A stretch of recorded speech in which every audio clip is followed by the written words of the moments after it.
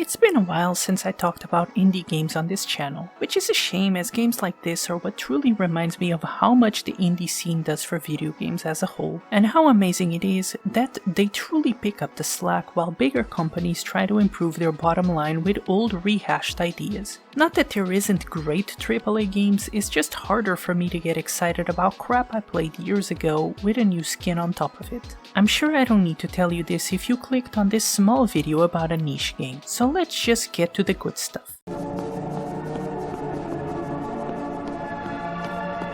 Neon White is a beautiful mesh between a first-person shooter platformer and a puzzle game that absolutely sucked me in from the get-go. You play as White, someone with amnesia and a violent past who died and went to hell. Once a year, Neons are dragged out of hell to kill demons that overrun heaven, in a little competition between them with the promise of staying in heaven if they become top Neon. I didn't even know this had a story, so you can imagine my surprise when I became extremely invested in it. I absolutely love the story. The characters are super interesting and fun to listen to, with some incredible voice acting to boot. They flesh them out just enough to make it work. Neon White is not afraid to be funny and serious in different times and achieves a great balance between these two that felt flawless, never abusing either. The gameplay is rather unique, with a heavy emphasis on speedrunning. I actually think this is the perfect gateway to speedrunning, as no level feels impossible to beat, and perfecting a run is doable for most people. Plus, every level is so short and so incredibly well designed that it just gives that one more try itch. It just feels so great to finally complete a level flawlessly after failing so many times. I haven't even talked about what you do in the game. Neon White is divided into chapters, and each of these chapters has multiple levels in it. Inside the levels you will try to get to the end as fast as possible while killing all the demons on the map. There are weapons in the form of cards that you collect to help you on the way. These weapons can be used, well, as weapons or discarded for specific abilities that help in speedier traversal.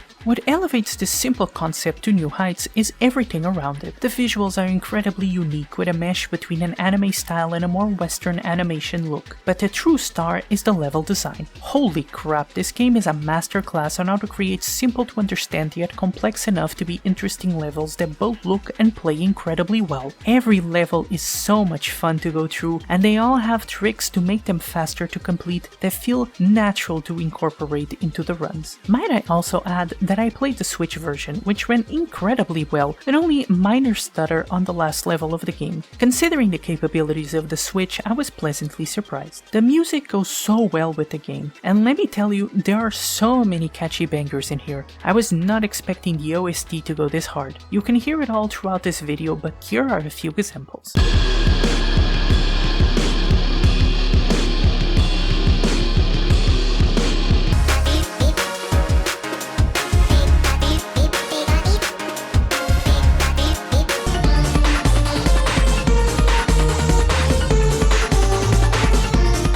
Throughout the levels there are also collectibles in the form of gifts, which were pretty fun to figure out how to get. These can be given to other characters for basically friendship points. These unlock the memories White was missing and levels specific to each character. You also need this to get the true ending of the game. Most of the story is given to you in a visual novel style. The main things are voiced, but the side stuff is not, which is pretty reasonable. These are never too long, and they are well written, so I think even for someone with low tolerance for this style of storytelling, it won't be a big bother. A lot of the interactions and vibe of the story really remind me of an Atlas game. I mean this in the best way possible though. As you might have noticed, I really like this game. In fact, I only have one nitpick with it, which is that some levels are a bit too long compared to the rest of the game, and it makes it harder to try over and over again. I know it didn't make sense to have checkpoints, but damn, the quicker levels just feel more natural to this type of game. Regardless, Neon White is a joy to play all the way through, and I am so glad I gave it a shot. I truly feel like this game is best experienced with few spoilers, so if any of this sounded appealing, then I urge you to try it. It's on every platform, and as of the writing of this video, it's even available on Game Pass. Trust me, you won't regret it. Thank you so much for watching. If you enjoyed, leave a like and subscribe. Hopefully, I'll see you next time.